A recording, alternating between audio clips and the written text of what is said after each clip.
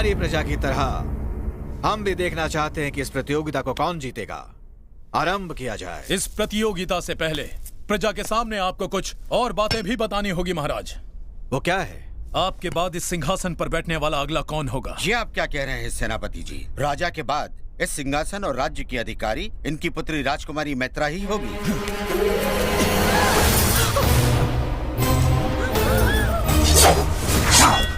आज्ञा दीजिए महाराज। रुक जाओ भैरव, तुम्हारा इतना दुस्साहस, इसका कारण क्या है रणदेव?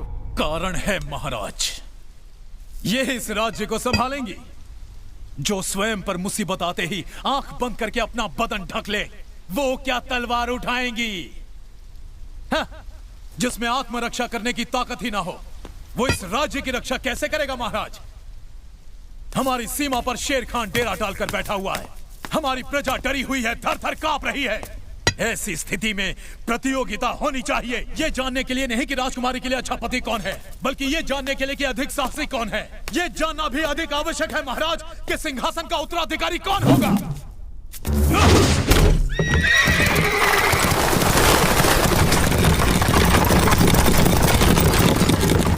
राजकुमारी मैत्रा उसी से विवाह करेगी जो चुनरी लाकर इनका और राज्य का गौरव बचाएगा। अगर किसी को आपत्ति हो तो हमें सूली पर लटका दे, नहीं तो हमारी चुनौती स्वीकार करें। अब कोई उपाय नहीं है महाराज, प्रजा आपके निर्णय की प्रतीक्षा कर रही है, स्वीकार है या नहीं? हमें स्वीकार है।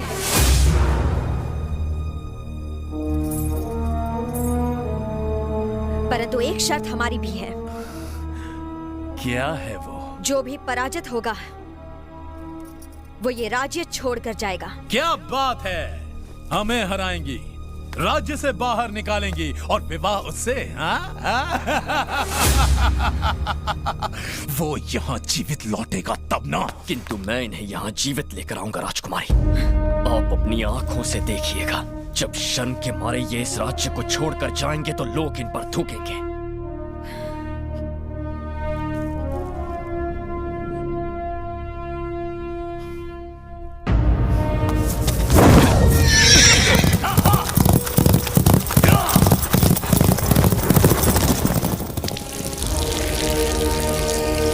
राजकुमारी की चुनरी को जो पहले रेखा के पार ले जाएगा वही होगा विजेता। राज्य की सारी प्रजा चाहती है कि भैरव ही जीते महाराज, तो भैरव अवश्य जीतेगा। हाँ जानते हैं, लेकिन यही तो हमारी समस्या है।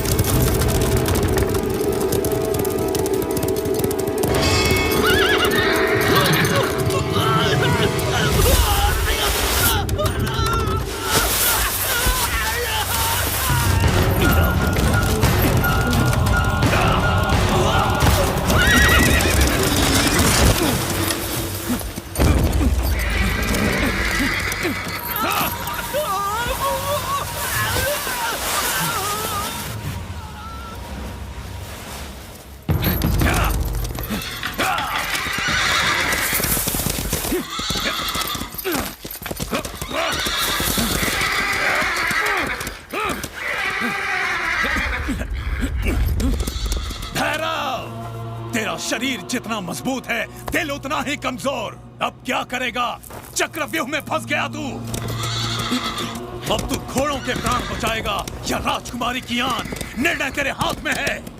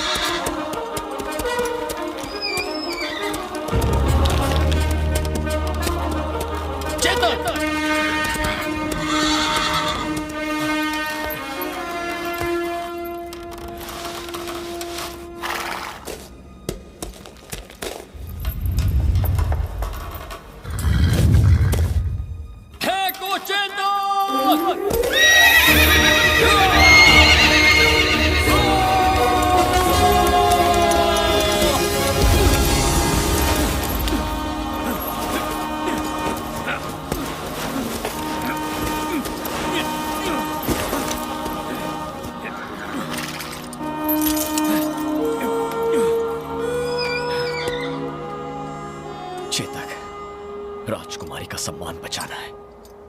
ये तुम्हारी और मेरी, हम दोनों की अग्नि परीक्षा है। चलो।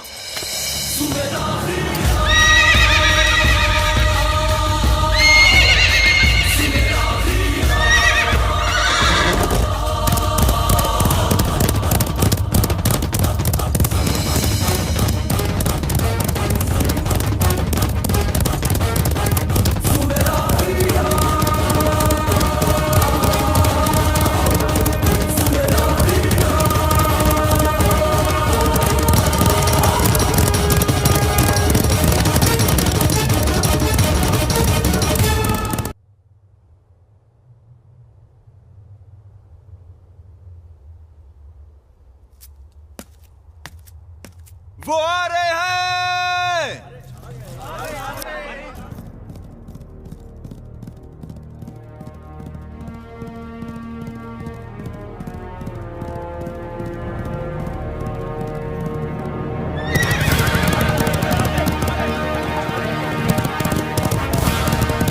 मैत्रा हमारी है।